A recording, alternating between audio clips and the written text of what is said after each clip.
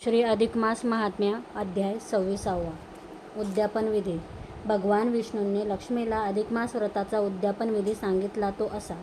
अधिक मास सुरू झाल्यापासून दररोज पुरुषोत्तम प्रभूची पूजा अर्चा आणि अधूनमधून व्रते, नियम, तीर्थस्नाने आणि पंचपर्वातील दाने करावेत. नंतर या महिन्यातील कृष्ण चतुर्दशीला म्हणजे शेवटी अधिक मास व्रताचे उद्यापन करावे.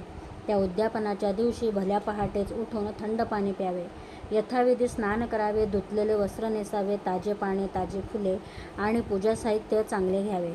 छत, मंडप, माळा वगैरेंनी पूजेचे जागेचा थाट करावा. पाट चौरंगावर आरास करावी. सभोवती दिवे लावावेत, दाराला तोरणे बांधावेत. पूजेची जागा स्वच्छ व शुद्ध करावे.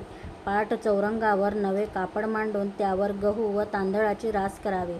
त्या राशीवर घट मांडावा. त्या कलशात 5 पाने ठेवून वर नारळ ठेवावा. चौरंग पाटावर भगवान पुरुषोत्तम मुरलीधर श्रीकृष्णाची राधिकेसह मूर्ती किंवा फोटो मांडावा. नंतर यजमानाने जोडीने पूजेला थाटात बसावे.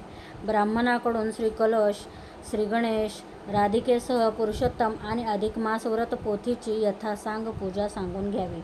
निष्ठापूर्वकच स्थिर मनाने उभयतांनी ती पूजा करावी.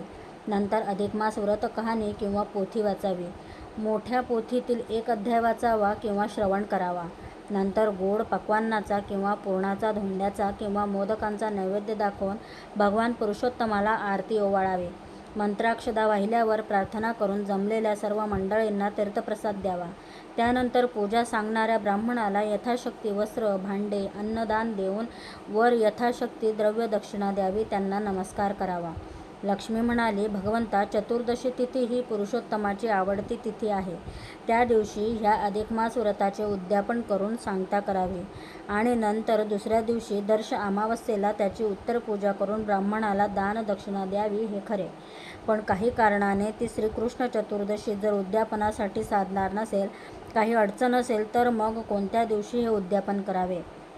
भगवान विष्णू म्हणाले, देवी, तसे जर असेल तर हे उद्यापन अष्टमी किंवा नवमीला दिनशुद्धी पाहूनही करावे. मुख्य म्हणजे या अधिक मासात कोणत्याही एखाद्या चांगल्या दिवशी भगवान पुरुषोत्तमाची पूजा अशी थाटाने, मनोभावाने आणि निष्ठापूर्वक झाली पाहिजे. त्या दिवशी स्नान, दान, दीपपूजा, अनारसे, धोंडे वगैरे मिष्टान्नाचे भोजन आणि यथाशक्ती वस्त्र, पात्र, तांदूळ दान ब्राह्मणाला, जावयाला, आप्तेष्टांना प्रेमाने झाले पाहिजे. तरच या व्रताची सांगता होते. त्या उद्यापनाच्या दिवशी सुवासिनींना हळदी कुंकू आणि यथाशक्ती वायनदान सौभाग्य वस्तूंचे द्यावे. शक्य तर श्रीमद भागवत ग्रंथ किंवा अधिक मास महात्म्य पोथी पुस्तक हे विद्यादान निदान प्रत्येक 1 प्रत अशा 30 किंवा 7 अथवा 5 प्रती तरी वाटाव्याच. हा उद्यापनाचा विधी सोहळा कृष्ण चतुर्दशीला करून दुसऱ्या दिवशी दर्श अमावस्येला ती पूजा विसर्जन करावी. पण मध्येच जर हे उद्यापन विधी केले तर दुसऱ्या दिवशी स्नानानंतर उत्तर पूजा करून विसर्जन पूजा करावी. असे केले तरी नक्तभोजन, मौनभोजन, जप, देवदर्शन वगैरे पूर्ण महिनाभर चालूच ठेवावे. कारण महिनाभर व्रत नियम पाळण्याचे पुण्य मोठे असते. असो, आता पुढे 27व्या अध्यायात तुला या अधिक मासात काय करावे तसेच काय करू नये ते सांगतो, ऐक. श्री अधिक मास महात्म्यातील 26वा अध्याय समाप्त.